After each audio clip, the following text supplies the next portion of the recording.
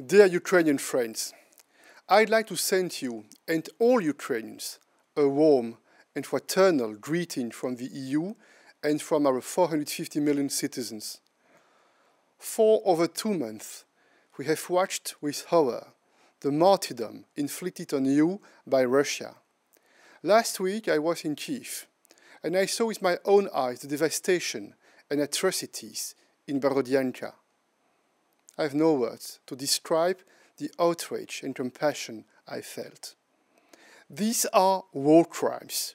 They must be punished, and they will be punished. I also witnessed the extraordinary courage and resilience of the Ukrainian people, the courage of your army, the courage of your leaders, your fighting spirit, your determination to defend your homeland and the future of your children. Your brave resistance has inspired Europe and the free world, because you are fighting for your freedom, but you are also defending our freedom and our common European values and principles. That's why the EU has rallied behind you from the very beginning. For the first time in our history, we are sending weapons to support your armed forces, 1.5 billion euros of military equipment. We are also welcoming the millions of your citizens who had to flee the country. Dear friends, Putin will not win this war. You will win it.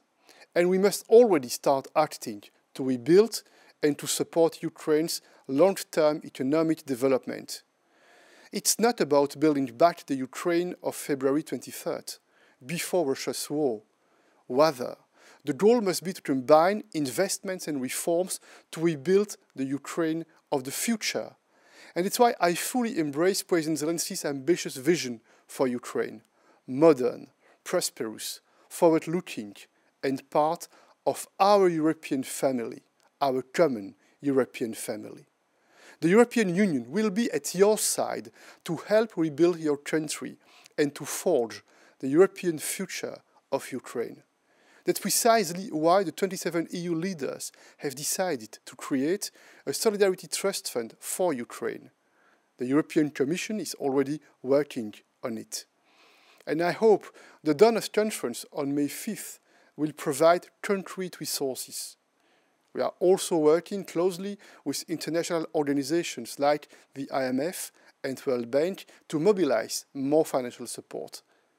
And of particular interest to all of you here today, President Zelensky shared with me 1 week ago his concept for training EU cities and regions with Ukrainian cities and regions in need of reconstruction.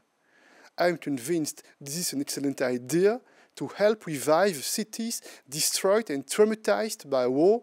I fully support it. All of you present today, you are the grassroots leaders across Ukraine. You know best what your citizens need in your towns and regions, and you will be the builders and organizers on the ground, the critical local link to rebuilding your new Ukraine.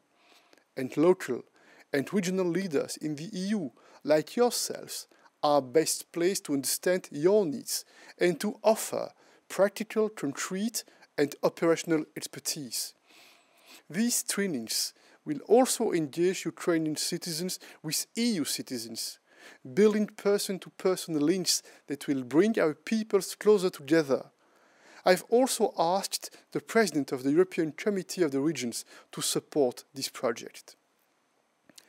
Dear friends, your role as local and regional leaders will be pivotal in building the future of Ukraine. We stand shoulder to shoulder with you, with all of you.